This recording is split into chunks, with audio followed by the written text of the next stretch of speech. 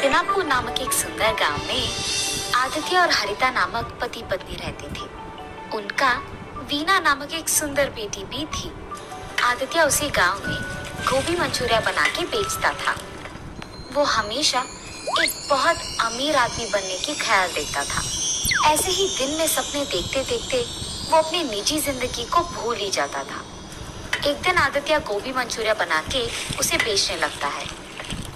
गोभी मंचूरिया, ताजा और स्वादिष्ट गोभी मंचूरिया, एक प्लेट का सिर्फ 40 रुपए। आइए बाबू आइए। उसकी चीखें सुन और उसकी दुकान से आ रहे अच्छी सुगंध को देख सभी उसके पास जाने लगते हैं और वहाँ का गोभी मंचूरिया खा के ऐसे कहते हैं, अरे वाह आदित्य, गोभी मंचूरिया एकदम मस्त है, कमाल है। अरे हाँ आदित्य, ये तो बहुत ही बढ़िया है, तुमने एकदम बढ़िया गोभी मंचूरिया बनाया है। ऐसे ही सारे लोग उसके गोभी मंचूरिया की तारीफ करते हुए खुशी से खाते रहते हैं।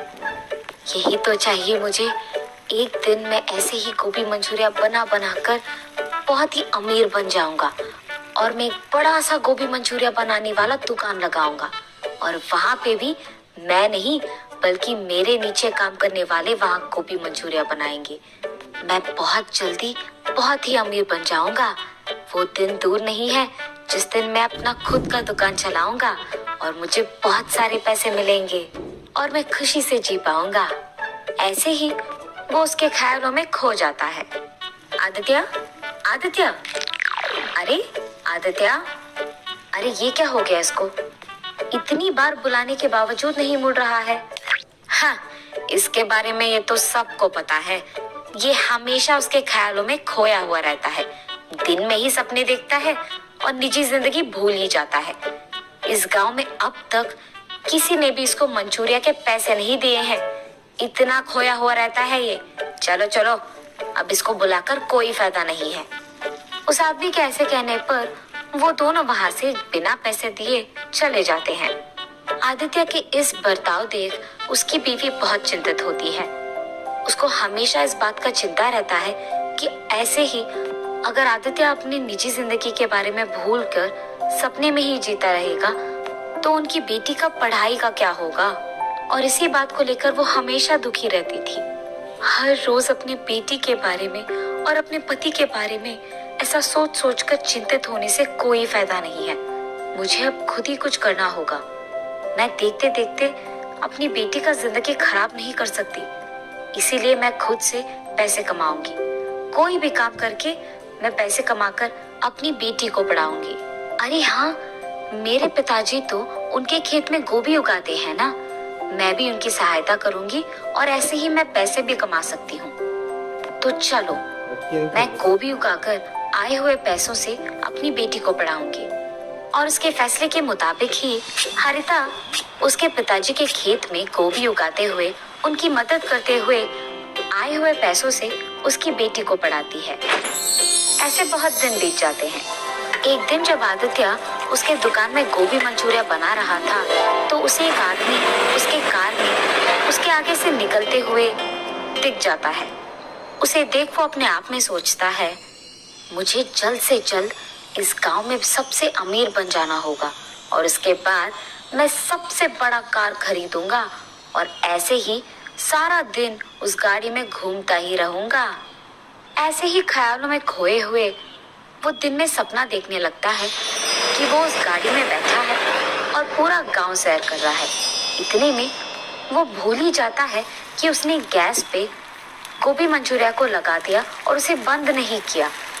इस कारण गोभी मंचूरिया कुछ देर बाद जलने लग जाती है और आदित्य को ये बात बिल्कुल पता नहीं चलता है।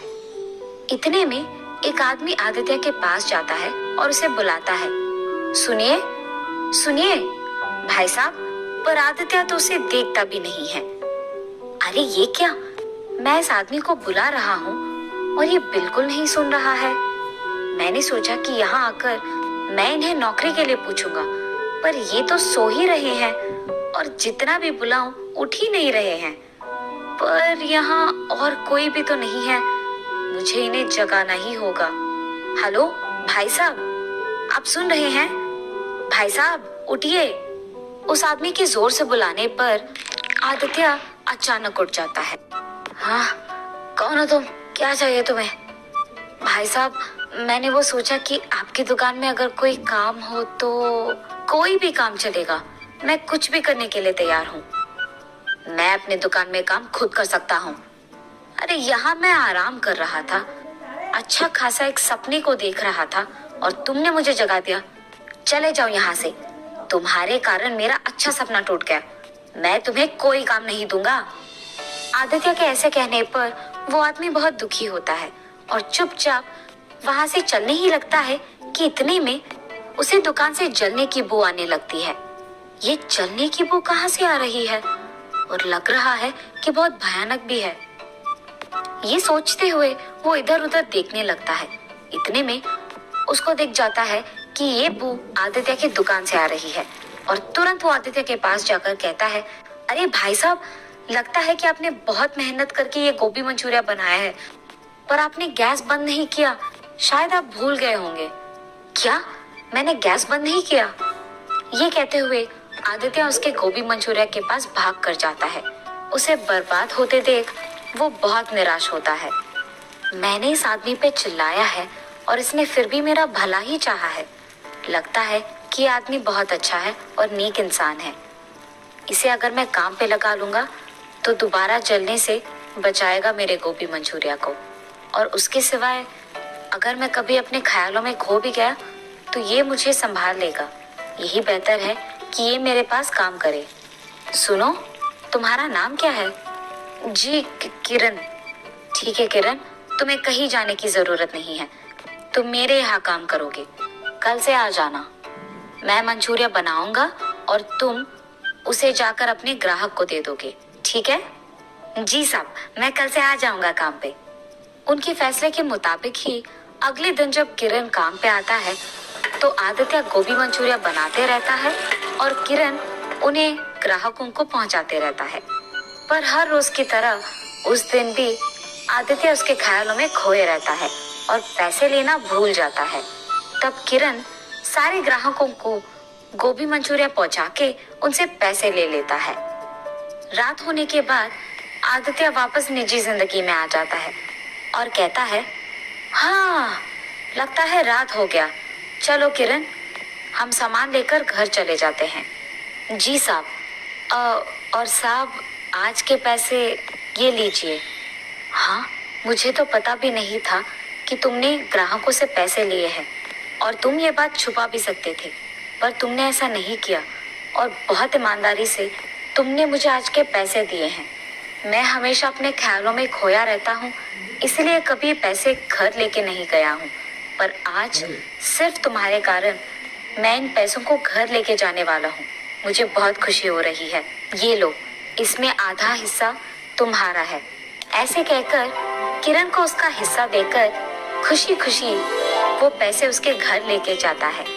घर जाते ही, ये लो हरिता, आज के पैसे। क्या?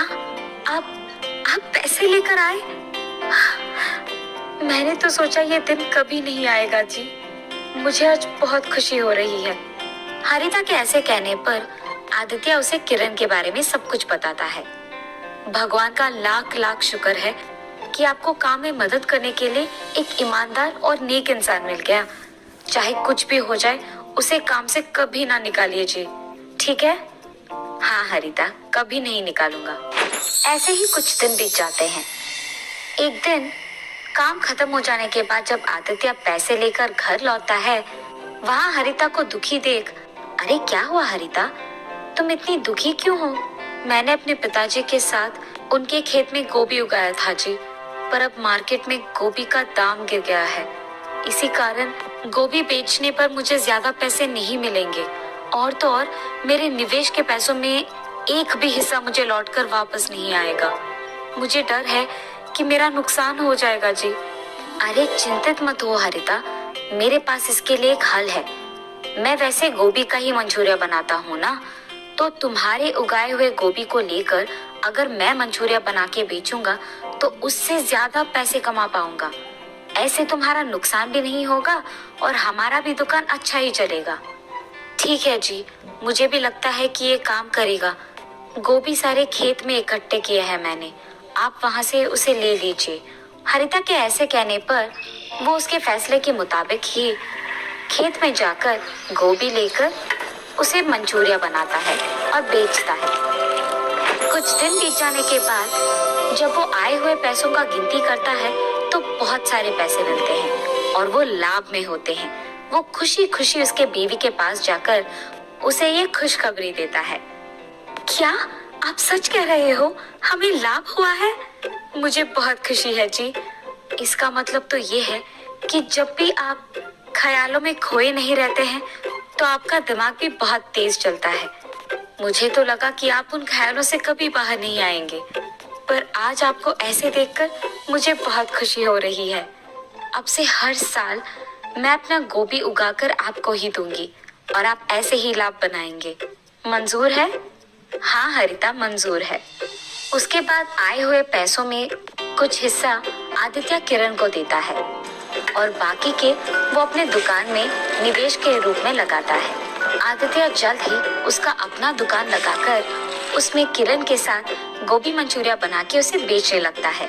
स्वादिष्ट गोभी मंचूरिया बनाने के कारण सारे ग्राहक उसके पास ही आते हैं और बहुत ही जल्द आदित्य बहुत अमीर बन जाता है और एक बड़ा सा गाड़ी और घर खरीद के वो उसके ख्यालों को सच में बदल देता है और खुशी से जीने लगता है।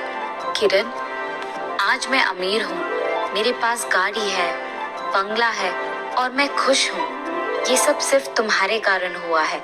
अगर तुम मेरे पास भरोसे के साथ काम नहीं करते और ऐसे ईमानदार और नेक नहीं होते तो शायद मैं अपने ख्यालों को सच में कभी नहीं बदल पाता।